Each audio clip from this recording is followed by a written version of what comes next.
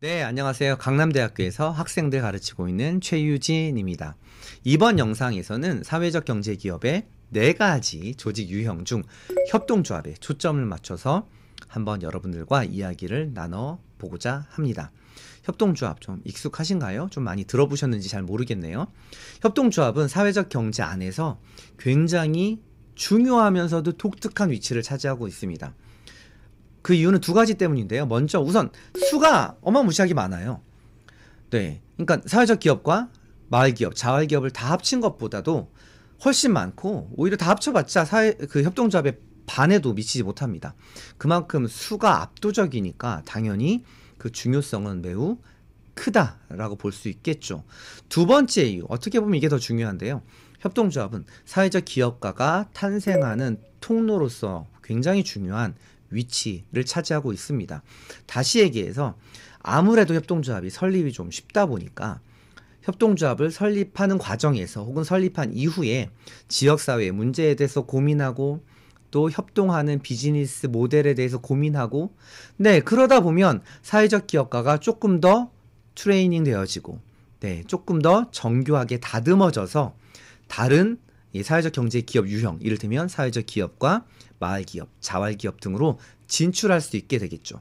네, 이렇게 사회적 기업가가 탄생하는 통로로서의 굉장히 중요한 의미가 있고, 네, 또 하나는 법인격, 즉 사회적 경제 기업 중에 사회적 기업과 자활기업, 마을기업을 만드는 법인격으로서의 의미도 상당히 있습니다. 다시 얘기해서 사회적 기업만 예를 들어보면 주식회사, 유한합자회사, 비영리 민간, 재단 이런 형태로 만들 수 있는데, 협동조합 법인격을 채택해서 사회적 기업 인증에 도전할 수도 있거든요.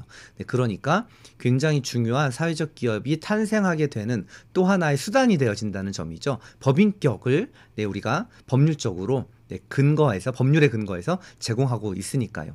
이렇게 협동조합은 2가지 측면에서 매우 중요한 위치를 차지하고 있습니다. 자, 그러면 이 영상에서 협동조합이 과연 우리나라 법률에서 어떻게 정의되고 있고, 또 그 유형은 어떻게 되고 현황은 어떻게 되는지 우리 간략히 좀 알아보도록 하겠습니다.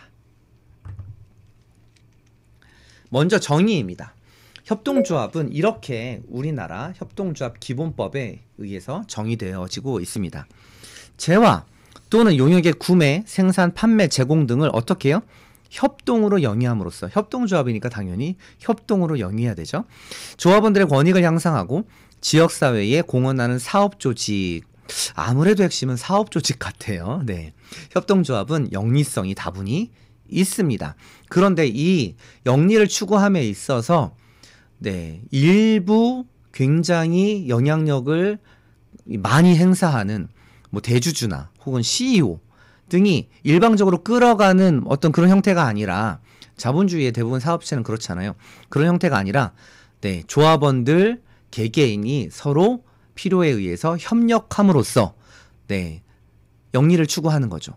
그러한 굉장히 독특한 사업 모델이 되겠습니다. 자, 국제협동조합연맹이 있어요. 여기는 협동조합을 어떻게 정의하고 있냐면, 공동으로 소유되고, 그러니까 조직이 한두 사람에 의해서 소유되는 게 아니에요. 공동으로 소유되고 민주적으로 운영된다. 그러한 사업체를 통해서 공통, 조합원들의 공통이죠. 경제적, 사회적, 문화적 필요와 욕구를 충족시키고자 하는 사람들, 이게 조합원이죠. 그들이 누구의 권유, 물론 권유는 있겠지만 권유에 의한 강압, 권유를 가장한 강압에 의해서 결성한 조직이 아니라 자율적으로 결성한 조직이 바로 협동조합이 되겠습니다. 자, 우리나라 협동조합은 크게 보면 2가지 유형이 있어요. 일반 협동조합과 사회적 협동조합이 있습니다. 사실 일반 협동조합은 법상 우리나라 협동조합 기본법 2013년도에 제정이 됐는데, 협동조합 기본법상 일반 협동조합이라는 용어는 없어요. 그냥 협동조합이 있고요. 그 협동조합 중에 사회적 협동조합이 있습니다. 이 2가지 그를 구분하기 위해서 우리가 통상 사회적 협동조합과 대비하기 위해서 일반적으로 일반 협동조합이라는 명칭을 씁니다. 하지만 법상 그냥 협동조합 이렇게 되어 있다, 이렇게 알아두시면 될 것 같고요. 자, 협동조합과 사회적 협동조합 또는 일반 협동조합과 사회적 협동조합의 가장 큰 차이는, 사회적 협동조합은 법상 비영리 조직입니다. 일반 협동조합은 법상 영리 조직인 것이죠. 그래서 영리와 비영리를 협동조합이라고 하는 큰 그릇에 모두 다 담기 위해서 우리가 협동조합과 사회적 협동조합을 구분해서 유형을 구분해서 관리하고 또 지원하고 있다. 이렇게 보시면 되겠습니다. 일반 협동조합은 영리적인 성격이 있으니까 조합원들의 권익 향상 이게 가장 중요한 목적이라면 사회적 협동조합은 아무래도 사회적 기업의 소셜 미션하고 굉장히 유사합니다. 지역 주민들의 권리와 복리 증진 혹은 뭐 취약계층에게 사회 서비스 혹은 일자리를 제공 하기 위해서 그런 활동을 하기 위해서 설립되는 것이 바로 사회적 협동조합이다라고 볼 수 있겠죠. 자, 이 두 가지를 조금 더 대비해서 구분해서 보면 법인격 협동조합은 영리성이 다분하고요. 사회적 협동조합은 비영리 법인입니다. 협동조합은 설립이 쉬워요. 그렇기 때문에 수가 압도적으로 많은 것이죠. 시도지 다 신고만 하면 됩니다. 신고. 그러니까 신고해서 등록만 하면 돼요. 법률이 정한 절차와 사무적인 여러 가지 좀 절차만 좀 갖춰지면 서류만 좀 잘 갖춰지면 누구나 다 협동조합을 설립하실 수 있습니다. 여러분들도 한 5명이 모여서 우리 이런 일 해볼까? 조금 비즈니스 모델을 만드셔서 협동조합 신고를 지방자치단체 통해서 하시게 되면 어렵지 않게 물론 몇 번 거절당할 수도 있어요. 너무 허술하게 작성이 되어지면 그래도 쉽게 설립할 수 있습니다. 비교적. 그런데 사회적 협동조합은 기획재정부 인가에 혹은 관계부처 부처별로 사무가 좀 이양이 되어 있기 때문에 관계부처 인가를 받아야 됩니다. 인가 좀 어렵잖아요, 말이. 인가 자체가 좀 어려움을 느끼게 하잖아요. 사회적 기업은 인증입니다.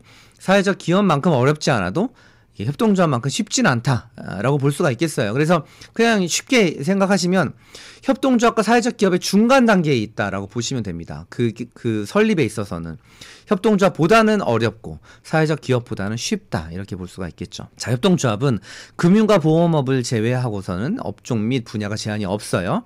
그런데 사회적 협동조합 우리가 흔히 사협이라고 부르는 이 조직체를 설립하면 공익사업을 40% 이상 수행을 하셔야 됩니다. 협동조합은 10% 이상 잉여금의 10% 이상을 적립하셔야 되고요. 사회적 협동조합은 사실 사회적 협동조합 하다 보면 잉여금이 거의 남진 않는데 혹시라도 남으면 30% 이상을 적립하셔야 됩니다. 협동조합은 영리니까 당연히 배당이 가능하고요. 사회적 협동조합은 비영리니까 배당이 불가능합니다. 협동조합은 정관에 따라 자유롭게 자녀 재산을 처리하시면 됩니다. 그런데 사회적 협동조합은 비영리 법인에 귀속시키거나 혹은 국고에 귀속을 시키셔야 되겠죠. 전형적인 비영리 법인의 형태를 띠고 있다라고 볼 수가 있겠습니다. 자, 이렇게 우리가 뚜렷이 구분할 수 있는데요. 그런데 어쨌든 우리 법상 이런 두 가지 유형뿐만 아니라 다른 유형도 있어요. 뭐 다른 유형은 이 유형들의 연합체인데요. 어찌됐건 협동조합 연합회가 있습니다. 이거는 협동조합의 공동 이익을 도모하기 위해서 협동조합 법상 설립 법률에 근거해서 설립된 협동조합의 연합회를 의미하죠. 그 연합회가 바로 협동조합 연합회고요. 사회적 협동조합 연합회도 있습니다. 이건 뭐겠어요? 당연히 사회적 협동조합의 연합회인 거죠. 조금 더 공동의 목표를 달성하기 위해서 사회적 협동조합끼리 연합하는 것을 우리가 사회적 협동조합 연합회라고 합니다. 그런데 2020년부터 이종 협동조합 연합회도 있어요. 이 법 혹은 다른 법률에 의해서 만들어지는 협동조합도 존재하거든요. 그렇게 종을 넘어서 연합체를 구성을 하게 되면 이종 협동조합 연합회가 되어집니다. 이렇게 총 5가지가 있네요. 협동조합, 사회적 협동조합, 협동조합 연합회, 사회적 협동조합 연합회, 이종 협동조합 연합회 이렇게 5가지 유형이 존재한다. 이렇게 알아두시면 좋을 것 같습니다. 협동조합에는 7가지 대원칙이 있습니다. 간략히 살펴보도록 할게요. 첫 번째, 자발적이고 개방적인 조합원 제도. 다시 얘기해서 조합원이 조합원으로 가입하거나 탈퇴하거나 이게 좀 강압적이 되어서는 안 되고 지나친 장벽이 있어서는 안 된다라고 하는 것이죠. 자발적이고 개방적인 조합원 제도를 채택하고 있어야 된다라고 하는 겁니다. 조합원에 의한 민주적인 관리. 이게 어떻게 보면 협동조합의 가장 중요한 가치 중에 하나가 되겠어요. 우리가 주식회사 형태의 기업체, 사업체는 당연히 일부 주주 혹은 CEO에 의해서 통제가 되어지고 관리가 되어집니다. 그러나 협동조합은 그게 아니에요. 네, 협동조합을 구성하는 모든 공동체의 공동으로 소유됐다라고 하는 것이 협동조합의 정신이기 때문에 관리도 굉장히 민주적으로 되어야 됩니다. 1인 1표, 그 이상의 의미도 없어요. 이사장이라고 그래서 협동조합을 대표할 뿐, 뭐 의사결정 과정에 막강한 힘을 발휘하면 그건 협동조합 정신에 위배된다라고 볼 수도 있겠죠. 조합원은 경제적 참여를 해야 됩니다. 네, 이게 자칫 잘못하면 프리라이더처럼 비춰지거든요. 이 지점이 협동조합이 좀 비난을 받는 지점이기도 합니다. 즉 이건 뭐 프리라이더가 생기게 되면 이거는 뭐냐, 이게 자본주의 맞냐, 자본주의에서 영리를 추구한다면서 가입만 해놓고 배당만 받으면 되냐 라고 하실 수 있는데, 그렇지 않습니다. 네, 조합원들은 다 자기 나름의 역할을, 경제적 역할을 수행해야 되는 것이죠. 자율과 독립, 네, 협동조합은 그 어디로부터 구성되어서는 안 되고 독립적으로 자율적으로 운영이 되어야 됩니다. 그 다음에 조합원들에게 교육, 훈련 및 정보 제공을 해야 됩니다. 우리 민간 영역에서 자본주의의 근간이 되는 주식회사 형태의 기업체가 갖는 좀 가장 좀 큰 맹점, 허점 혹은 단점이 바로 정보 불균형이 있거든요. 기업을 운영하는 쪽과, 즉 사측이죠. 기업에서 근로하는 노동자 측, 노측의 정보에 있어서 현격한 차이가 발생하게 되니까 뭔가 우열이 확실히 결정되어지는 거죠. 정보의 독점 때문에요. 이런 것이 있으면 안 된다. 조합원들도 적절한 교육과 훈련을 받을 수 있어야 되고, 정보도 제공받아야 된다라고 하는 겁니다. 또 협동조합은 협동조합 간의 협동이 굉장히 중요한 정신 중에 하나다라고 볼 수 있고요.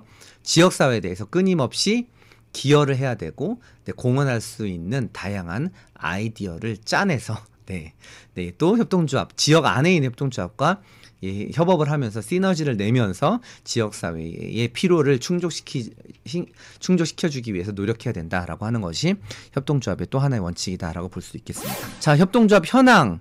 유형별로 보시게 되면 우선 일반 협동조합이 압도적으로 많습니다. 그죠? 2만 개에 육박해요. 사회적 협동조합은 사회적 기업보다 조금 더 많은 4,000개 정도 이루고 있습니다. 네, 일반 협동조합 연합회는 93개고요. 93개고요. 사회적 협동조합 연합회는 25개. 이종 협동조합 연합회는 2022년 12월 현재 7개가 설립되어 있다. 네, 이상에서 보시는 바와 같이 굉장히 협동조합 개수가 많잖아요.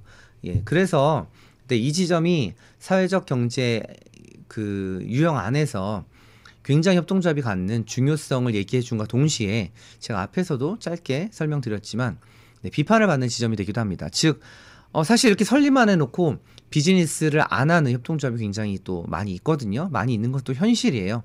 막상 협동조합이 잘 운영되는지 운영되지 않는지를 찾아가 보게 되면 그냥 어떤 가정집이 나오거나 혹은 뭐 심한 경우에 공터가 나온다, 뭐 이런 얘기도 마치 루머일 수도 있는데 유령처럼 떠돌고 있거든요. 네, 이러한 얘기들이 모아져서 협동조합에 대한 낙인이 찍혀지고 있습니다. 그런데 이것은 사실 협동조합의 설립이 쉽지만 설립이 쉬운 만큼 이게 좀 청산이 좀 어려워요. 그렇기 때문에 협동조합이 운영이 되다가 혹은 협동조합으로 창업을 해서 뭐 여러 그 분야에서 노력을 하시다가 뭐 다양한 이유 때문에 때로는 협동이 깨질 수도 있죠. 연대의 정신이 깨질 수도 있고, 혹은 뭐 여러 가지 하여튼 다양한 이유 때문에 협동조합이 더 이상 운영이 어려운 지경에 이르렀는데 청산하기가 만만치 않습니다. 그렇기 때문에 그대로 두는 경우들이 적지 않거든요. 이것은 제도의 문제가 더 큽니다. 그런데 우리는 이러한 제도의 문제를 협동조합 그 자체의 문제로 치환시켜서 마치 협동조합 자체가 문제 있는 것처럼 그렇게 얘기하는 것들을 많이 보게 되는데, 그건 제도의 문제가 훨씬 더 많다라고 볼 수 있고요. 조사에 따라서 혹은 연구자의 주장에 따라서 몇 퍼센트의 협동조합이 지금 현재 실제적으로 운영되고 있느냐에 대한 어떤 얘기들이 조금씩 달라요. 대체로 말씀드리면 사회적 협동조합은 거의 100% 운영되고 있다라고 보셔도 되고요. 일반 협동조합은 굉장히 보수적으로 잡으면 한 30% 정도가 운영되고 있고, 조금 더 후하게 잡으면 한 45% 정도가 전체 2만 개의 협동조합 중에 실제적으로 지금도 운영되고 있는 협동조합이다라고 볼 수 있겠어요. 그렇게 따지면 어쨌든 10,000개 이상은 네, 좀 비판론자들에게는 약간 페이퍼 컴퍼니처럼 느껴질 수도 있습니다. 그래서 빨리 제도적으로 좀 운영되지 않는 협동조합은 청산될 수 있는 방안을 좀 마련해야겠어요. 시도별 협동조합 현황입니다. 아무래도 인구가 많은 서울시와 경기도권이 많겠죠? 당연히 협동조합의 수는. 이렇게 보면 큰 정보는 제공하고 있지 않은 것 같아요. 그런데 시도별 설립 현황을 주민 10만 명당으로 계산을 해보면 좀 전혀 다른 양상을 띠게 되는 것을 우리가 알 수 있습니다. 강원도와 전북, 전남, 네, 광주, 좀 이렇게 지방 소멸이 가시화됐고 뭔가 전통적인 영리 기업이 더 이상 출현하기 힘든 지역 경제가 이를테면 어떤 자본주의 체제 하에 있는 그런 기업들을 통해서 좀 활성화되기가 좀 어려운 지역들 있잖아요. 사회적 기업도 제가 이렇다라고 이미 말씀드렸잖아요. 그런데 협동조합은 더 그렇습니다. 더 뚜렷해요. 협동조합은 이 지방 소멸이 진짜 가시화되고 있는 지역에서 굉장히 활성화되고 있는 것을 볼 수 있거든요. 다시 얘기해서 이런 지역에 있어서 협동조합이 지역 경제 활성화에 굉장히 중요한 수단이 되어지고 있는 거예요. 네, 그렇잖아요. 강원도와 전북, 전남 이런 데들은 인구도 굉장히 많이 유출되고 있고요. 기업체도 당연히 많이 없어지고 또 혹은 떠나고 있는데 협동조합은 날이 갈수록 증가하고 있거든요. 그리고 우리가 사회적 경제 무조건 비판하고 또 협동조합도 많이 비판을 하고 계시는 분들이 적지 않은데 그렇게 볼 것이 아니라 실제로 우리가 대안이 많지 않는 이 시점에서 지방 소멸을 막는 하나의 수단으로서 협동조합을 좀 깊이 고찰하고 연구함으로써 협동조합을 통해서 지역의 새로운 선순환 경제를 만들고 그 선순환 경제를 통해서 지방 소멸을 부작용을 최소화하면서 뭔가 새로운 대안들을 창조적으로 만들어내는 그러한 과정 속에서 협동조합을 좀 이해할 필요가 있지 않을까 이런 생각을 좀 해봅니다. 자, 오늘은 이렇게 협동조합에 대해서 좀 짧게 알아봤어요. 비판도 많이 받지만 그러나 협동조합이 가지는 현대사회에서 의미는 적지 않다라는 것도 좀 말씀드렸습니다. 우리가 좀 애정의 눈으로 협동조합을 좀 지켜볼 필요가 있고 또 여러분들도 많이 한번 관심을 가져주시고 한번 창업해 보려고 노력을 좀 해보세요. 협동조합을 통해서 할 수 있는 지역사회에서 할 수 있는 일들이 정말 무궁무진이 많습니다. 자, 여기까지 협동조합에 대해서 말씀드렸고 다음 영상에서는 마을기업 가지고 여러분들과 이야기를 나눠보도록 하겠습니다. 감사합니다.